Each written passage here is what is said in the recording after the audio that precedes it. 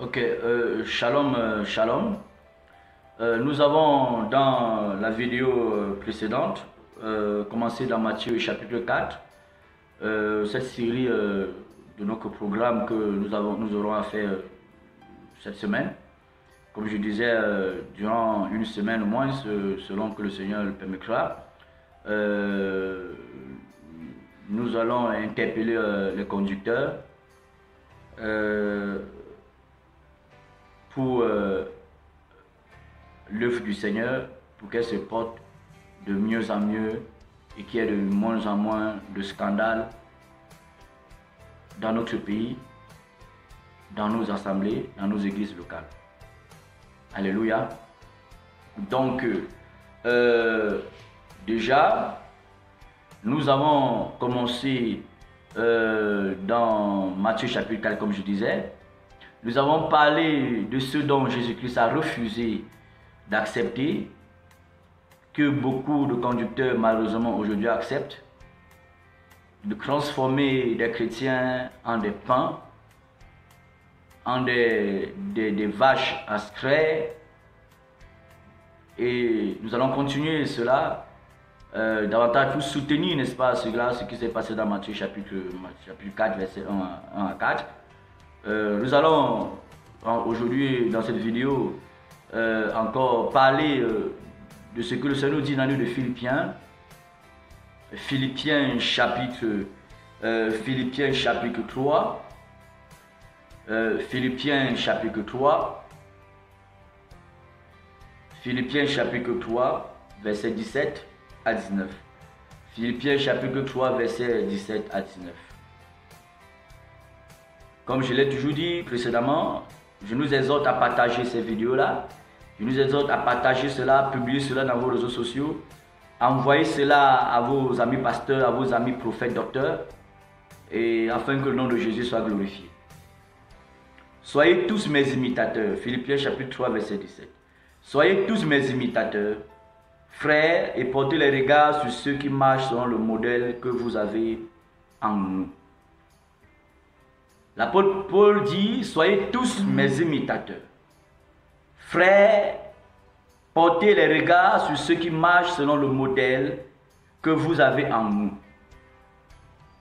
Voilà une recommandation fondamentale que l'apôtre Pierre donne ici. Il dit, soyez mes imitateurs. Et ensuite, il ne s'arrête pas à lui. Parce que je sais que beaucoup de conducteurs, généralement, considèrent Paul comme étant quelqu'un qui était trop spirituel. Il était trop radical ou carré. Mais l'apôtre Paul ne s'arrête pas à lui. Il dit, soyez mes imitateurs. Donc moi Paul, soyez mes imitateurs, moi Paul. Donc nous devons regarder la vie de Paul, comme Paul a dit à Timothée, fais ce que tu m'as vu faire, car tu connais mes projets, tu connais mes ambitions, tu connais ma crainte, tu connais mes souffrances, tu connais mes enseignements. Amen. L'apôtre Paul nous demande d'être ses imitateurs. Comment devons-nous être les imitateurs de l'apôtre Paul? Ce n'est pas question de porter, il ne s'agit pas de porter les gros titres, apôtre des nations, grand apôtre du Cameroun, apôtre intergalactique ou planétaire. Non, ce n'est pas de ça qu'il s'agit. Ce n'est pas de ça qu'il s'agit. Il dit, soyez mes imitateurs. Nous connaissons comment Paul marchait. Nous connaissons ce que Paul prêchait. Mais est-ce que toi, conducteur, est-ce que toi, prédicateur, c'est ce que tu prêches? Est-ce que tu marches selon la marche de l'apôtre Paul? Est-ce que c'est le cas? Ou tu te laisses égarer dans tes révélations qui te font croire que tu as une intelligence pour comprendre les choses dont l'apôtre Paul n'a pas compris? L'apôtre Paul dit, il nous a annoncé tout le conseil de l'Église. Il nous a annoncé tout le conseil de l'Église. Tout le conseil de l'Église. Il nous a donné tous les enseignements nécessaires pour l'architecture et le fonctionnement, la vie de l'Église. Donc, tes révélations que tu peux avoir, conducteur, pasteur, apôtre, prophètes, les conducteurs les révélations que tu peux avoir, si ces révélations ne cadrent pas avec l'enseignement de Paul, avec la marche de Paul, avec la vie de Paul, l'apôtre Paul, qui marchait à l'image de Jésus-Christ, sache que tu as besoin de repentance. Sache que tu as besoin de repentance. Parce que Jésus t'aime toujours. À moins que tu ne veux t'obstiner à avancer. Mais si tu vas avancer dans ton obstination d'égarement, de révélation funeste, libère le peuple de Dieu. Libère le peuple de Dieu. Laisse le peuple de Dieu tranquille. Demande à tous ceux de ton assemblée qui veulent que leurs âmes soient sauvées de s'éloigner de toi. Maintenant ceux, parce que tout le monde veut pas être sauvé, ce n'est pas tous ceux qui vont à l'église, c'est toi qui veulent être sauvés chaque matin, chaque dimanche, ce n'est pas eux qui tous ne veulent pas être sauvés. Demande-leur de partir, de sauver leur peau, leur âme, autant pour moi. Maintenant ceux-là qui aiment entendre des choses agréables à leurs oreilles, qui aiment quand tu prêches ce qui plaît à leur chair, quand tu prêches ce qui les font miroiter, la percée financière, la percée matérielle, la satisfaction dans leurs besoins terrestres, mais ils peuvent rester avec toi. Alléluia.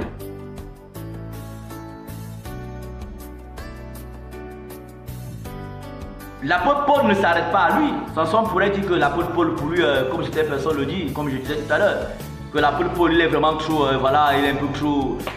J'étais sûr que l'onction de l'esprit qu'il avait frappé sur la route de Damas l'avait un peu rendu un peu carré ou bien un peu bizarre.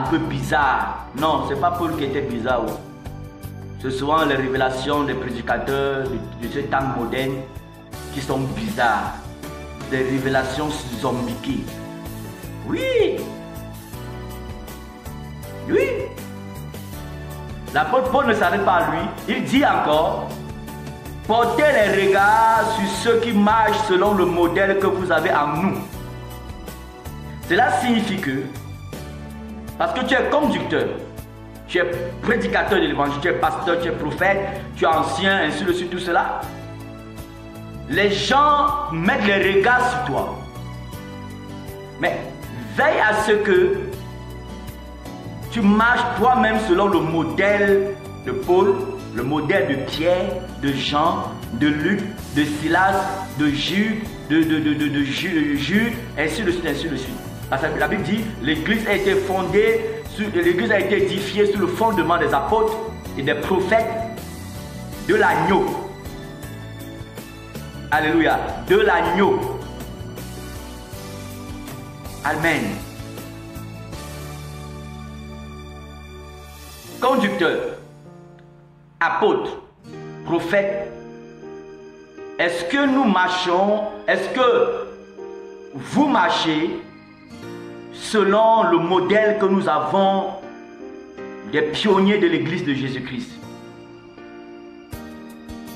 Si tel est le cas, gloire à Dieu, du courage. Que le Seigneur davantage vous bénisse, vous fortifie, vous préserve des ruses, des pièges de l'ennemi, afin que vous triomphez de toute situation, de toute tentation. Comme Jésus a triomphé de Satan dans Matthieu chapitre 4 en refusant de transformer ou de considérer, n'est-ce pas, les brebis, des pierres vivantes comme des pains, comme des pâtisseries. Alléluia.